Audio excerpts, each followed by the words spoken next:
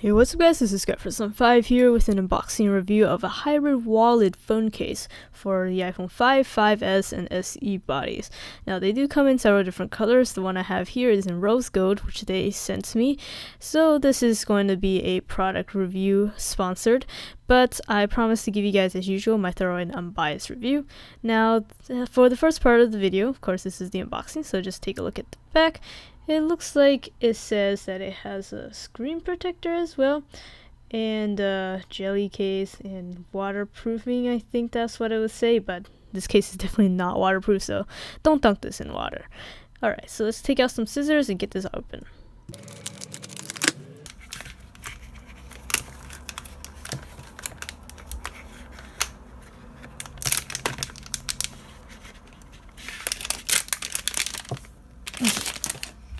And here we are. So it has a little bit of silicone linings for support, and the outer rims are very flexible, which is a good thing.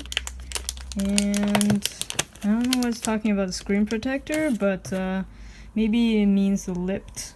It's lipped, so it'll have a little bit of a raise, so you won't scratch it when you put it on. But here's the hybrid wallet part. It's here, and then you can see it's actually very flexible. So the only hard part structurally is this part right here, and this does come in other colors. I got the rose gold here, but it does comes in red, silver, black, and I believe another color I can't remember on the top of my head, but I'll link it down in the description box below.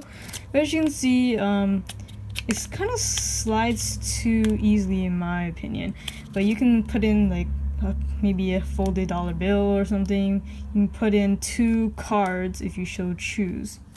But I'm just going to go ahead and slip this onto my iPhone right now.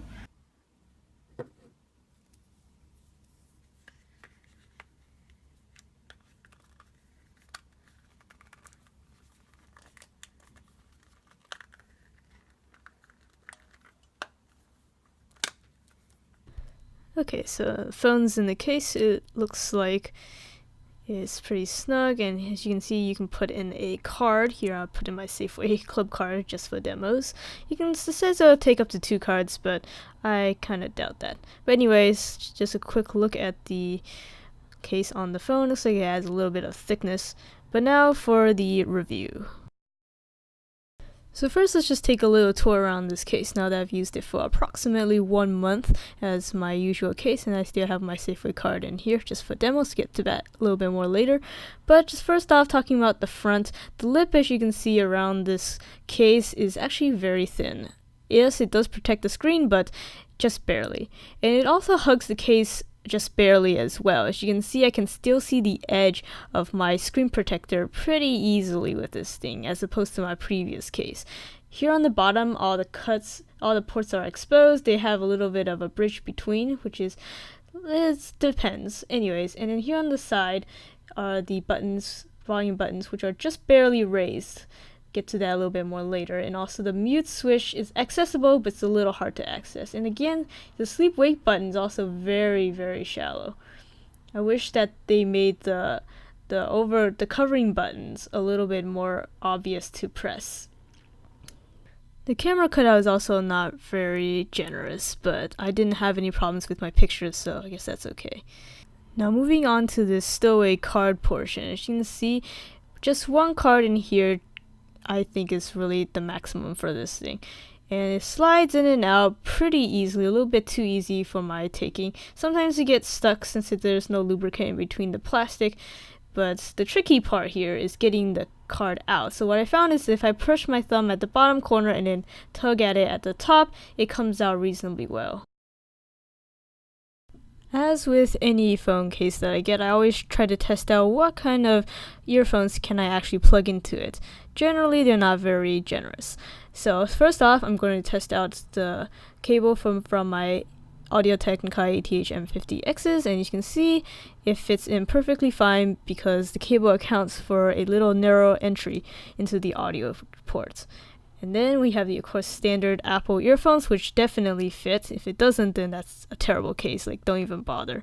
So as you can see, it fits perfectly fine, but the one that pretty much never fits any of my cases is my Shure SE115s, which has a much wider input. As you can see here, they have much more reinforced plastic. So as again, if I try it and plug it in, it doesn't work.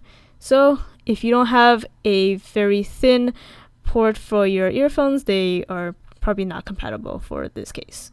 And finally, taking off the case. I usually don't show this in my review videos, but since this is a kind of special one, it has a combination of rubber and hard plastic, so I find that it's a little strange to take it off. So you have to remove the plastic part first by tugging it off. As you can see how much raised it is when you have it on, and then you just go ahead and remove the rubber portion of the case. So it's not terribly difficult to take off, but it is a two-part process. So for my final thoughts on this case, I think it's a pretty neat idea. I haven't seen any other cases like this. I do like that I can keep cards in here and be very discreet. I don't really like those stick-on back ones that you tend to get at free events. So this is a nice way to discreetly hide your cards.